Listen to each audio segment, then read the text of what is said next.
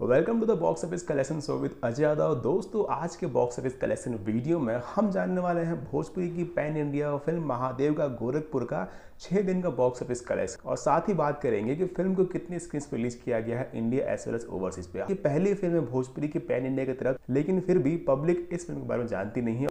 इसके साथ ही फिल्म को बहुत बड़ी ग्रैंड रिलीज नहीं मिली है जितनी की फिल्म को मिलनी चाहिए। क्षेत्रीय भाषा को जब पैन इंडिया फिल्म बनती है तो मिलनी चाहिए पब्लिसिटी, वो मिली नहीं फिल्म को। फिल्म की स्टार कास्ट में है रवि किशन, फिल्म को डायरेक्ट किया है राजेश मोहन ने, और फिल्म को प्रोड्यूस भी रवि किशन ने किया है। बात करते हैं फिल्म की रिलीज डेट के बारे में, तो इस फिल्म को रिलीज किया गया है बॉक्स ऑफिस पे 29 मार्च। फिल्म को इंडिया और ओवरसीज में रिलीज किया गया था। फिल्म को इंडिया में तकरीबन 150 स्क्रीन और ओवरसीज में यानी नॉर्थ अमेरिका और मॉरिशस में तकरीबन 12 से 13 थिएटर्स में रिलीज किया गया था। बात करते हैं फिल्म के बॉक्स ऑफिस कलेक्शन के बारे में। हालांकि फिल्म के स्टार्टिंग के 3 दिन काफ़ी अच्छे थे, लेकिन फिर उसके बाद ये फिल्म कम कमाई करने लगी, यानी फिल्म को काफ़ी थिएटर से निकाल दिया गया है क्योंकि ये फिल्म उतनी अच्छी कमाई नहीं कर रही जितनी की फिल्म से उम्मीदें थी। बात करते हैं फिल्म के कलेक्शन के बारे में। उससे पहले मैं आपको बता दूं, अगर आप चैनल पर नए हो तो लाइक करें, चैनल सब्सक्राइब करें और अपनी डिमांड भी कमेंट करें। दोस्तों, महादेव का गोरखपुर ने कमाई की है 6 दिनों में 4 करोड़ 35 लाख के आसपास, और फिल्म का बजट है 10 करोड़ रुपये।